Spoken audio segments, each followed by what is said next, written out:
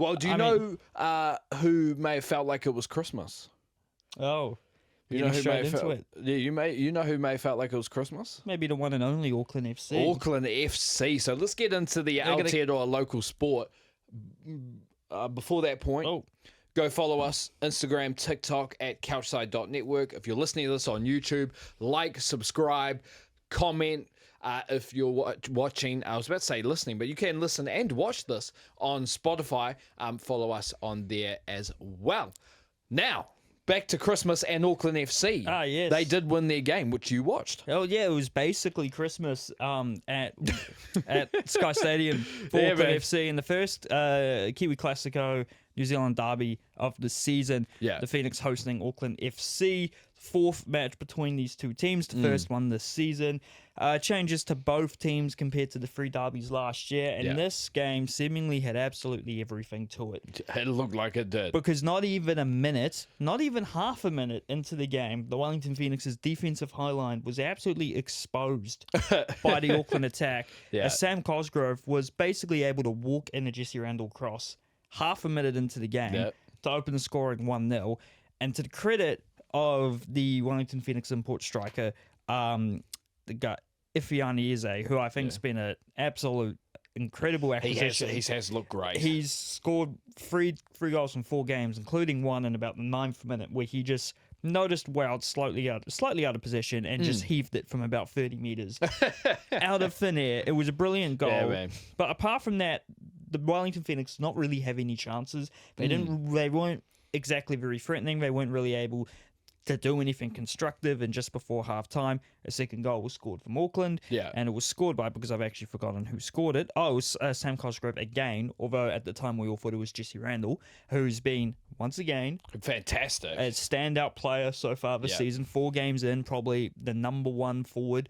Not in terms of goals scored, Sam Cosgrove is actually up there with 3 now, the same amount as Eze, so he'd be happy he's got 2 goals, but Randall's been excellent on the left, creating goals, getting past defenders, and it played out to the end of the half, and Auckland were pretty much, in my opinion, in control. Like, they were making sure that the Knicks weren't really threatening too much, and they were having chances of their own.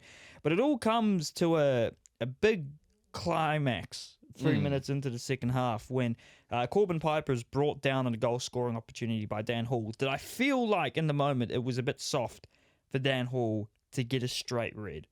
Yes, but the rules, from what I've seen, say it was a red. But it did seem like something he had been played into doing. I know it's the game. I know those type of things happen in football. You can play someone into committing a foul, and it can even be a red card. Yeah. But it was rough for Dan Hall to come off. But for the next half an hour or so, despite the man down, Auckland FC were able to hold on. And they didn't have the bulk of possession, but they weren't really allowing attacks all the time. It was still very much an equal game, and there were times where Auckland almost went up again until the 79th minute, when substitute Logan Rogerson unfortunately put on a horror tackle, studs up, and was sent off himself. So it's 9 men versus 11 for the rest of the game. 20 minutes it ended up being, as it was 9 minutes of added time. The Phoenix having probably most, if not all, of the possession for those 20 minutes. Always in our half, always near the goal, unable to put it through. A couple of chances came very close, but they would, they were like a constructive pass away from actually getting in the net, or just none of us like hair, like thickness of a hair away.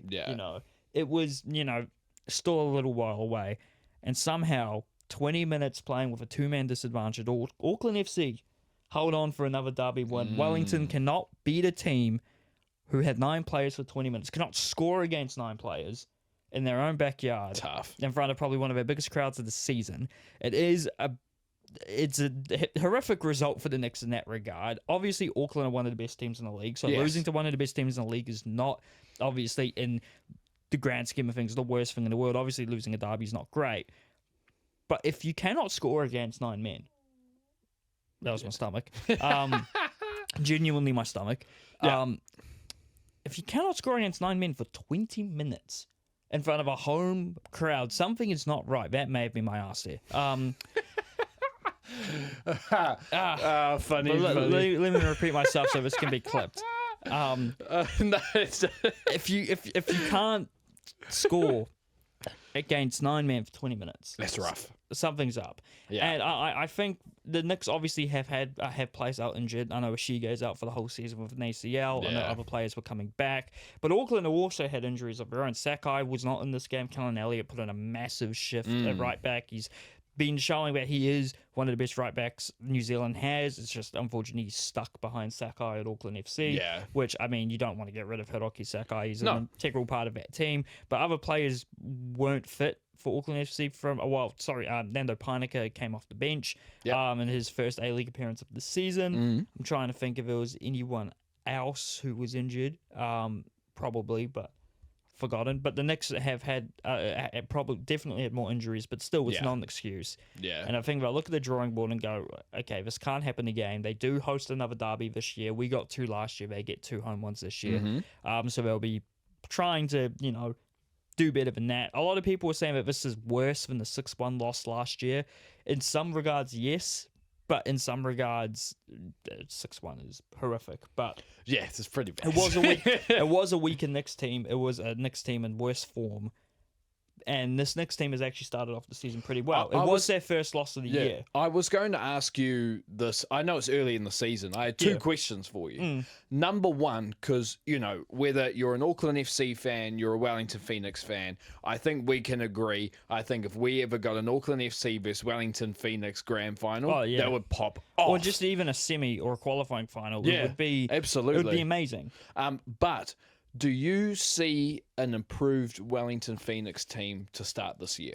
Yeah, no, this team is much better than last year. Okay. I think they've recruited really well, like Armiento, Eze have came in and have immediately provided quality and big moments. The youngsters at the Knicks are continuing to get better, even if they're not up to the scratch of the players they're playing in front of, like guys like Matt Sheridan and Locke Kwan, I think that's how you pronounce his name. They perform admirably in those defensive positions where Tim Payne and their other import centre-back James from Canada is also they're very good players. For the Knicks, I know Tim Payne gets a bit of a bad rep at times, but he is one of the better players at the Knicks. He's been there for as long as he has. Yeah, he's been there for a while. I think the Knicks, just in some areas, it's a lack of experience, and it's no fault of their own. It's just they've tried. They're stacked in one position with younger guys, but I don't think that's a bad thing. But they've clearly improved from last year. I think this is just an unfortunate result. It's probably more of a mental thing. Like, you lost the first derby last year started with an 88th minute goalkeeper mistake goal, and then they score 2 minutes later to make it 2-0. Then the next derby's 2-1, like you just couldn't win it, and then in the third derby you get thrashed 6-1, and Auckland go on and win, the minor premiership and get all the way to the semis to the same stage they got the previous year. Well, you miss out on the playoffs. It will be a mental thing, and a lot of the guys from last year are still in the squad, but it is an improved team. I think they can make the playoffs. Obviously, we'll see what happens after this result. We don't know if this is a sign of things to come, how they're going to, go on forward without Ishige for the rest of the season. Yeah. But I've got some very talented local players who can make an impact. Like Luke Brooksmith will be expecting to get more game time as a result. Yep. He's a very talented young player. He's already played for the All Whites. He's 17, 18. You can't, doubt that he's got the quality to possibly start in the A-League. But they are missing players due to injury. When they have a healthy team, I think they will definitely be pushing to that top 6. I don't want to say they'll very comfortably be top 6, because I think there's a lot of teams in the A-League who could claim to be comfortable top 6 favourites, or also in that same place as the Phoenix. But it's a long season. There's only four games in. There's, almost 20 to go. Yeah, true. So we'll see what happens, but the next week's games will be quite interesting to see where the Knicks stack up, where Auckland stack up, as both teams will want to, in Auckland's case, they'll want to keep the good form rolling. They haven't lost yet this season. They're still top of the table, having claimed that last week. And the Knicks will be hoping to get back into winning form, because they have won and drawn 2 games to start the year. So, again, they did draw the Central Coast and draw the Perth, I think, which, teams they probably want to be beating. But they did win the other game. I forgot who they bet. But I think they are improved. We'll see what happens, though, when they come up against bigger teams. They're not facing a very top contending team next week. This week actually. They play Brisbane at home. They host MacArthur on Saturday at 5 p.m. MacArthur, I think, are an all right team to test your skill against. I don't know exactly how good they are compared to last year and whatnot, but I think if the Knicks win that, it's a sign that, top 6 is definitely a possibility. Even if they lose it, it's still ages to go in the season. Yeah. Auckland, on the flip side, get to host Brisbane on Sunday at 3, so that will be a good game for Auckland to hopefully keep on keeping on, getting the good results. And the Knicks beat Brisbane. Now that I remember, so they'll be hoping to match that result against the Knicks. The Knicks did score, I think, in the 96th minute to win that game. So yeah, I think Auckland are definitely in a similar place to where they were last year. I won't go and say they'll win the minor premiership again and go one better, but they're definitely in a good place. The Knicks, they're in a much better place than last year. I think Eze's definitely came in and been very good. James, the centre back's also rock solid, very much a great replacement for Wooden, who left to go to Perth. Yeah.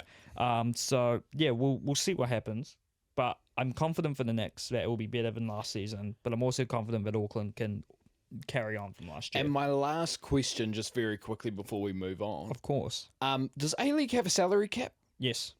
Auckland FC do have an exception. So Wellington Phoenix fans, stop with the bullshit. Wait. Stop it. Dylan, you're embarrassing yourself because Auckland FC do have an exception to pay more than the other teams for the first couple of years because they were an expansion team. Did not know expansion teams got that. Yeah, so there is an exemption. I apologise for my co-host's ignorance here.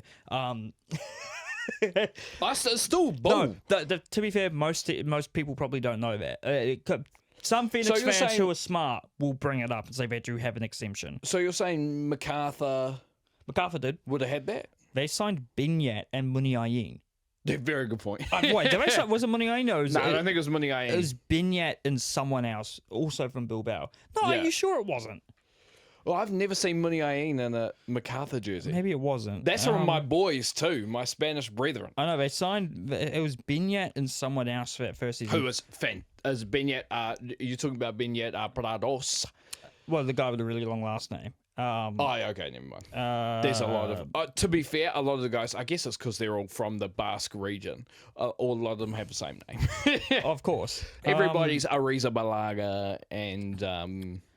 here we go. Does it have the import list on this? Oh, it does. MacArthur signed, if it's here. But that eventually goes away, right? Yeah, no, it'll be gone either next year or the year after. Okay. But my bad, Phoenix fans. My bad. We make mistakes out here. We do. No. we always accidentally say something out of character and whatnot. Here we go. I'll be able to tell you who MacArthur had that first season. That's Susueda. Oh, okay. And they also had a couple of other guys. Just a little bit of a fair enough a pivot, but yeah, Auckland do have that, and also in terms of designated players, I think each team gets 2 or 3. Okay. They are allowed to pay any amount of money, so Auckland probably can pay DPs more than the Knicks, but at the same time, it is a salary cap league. The Knicks have done well with the salary cap in the past.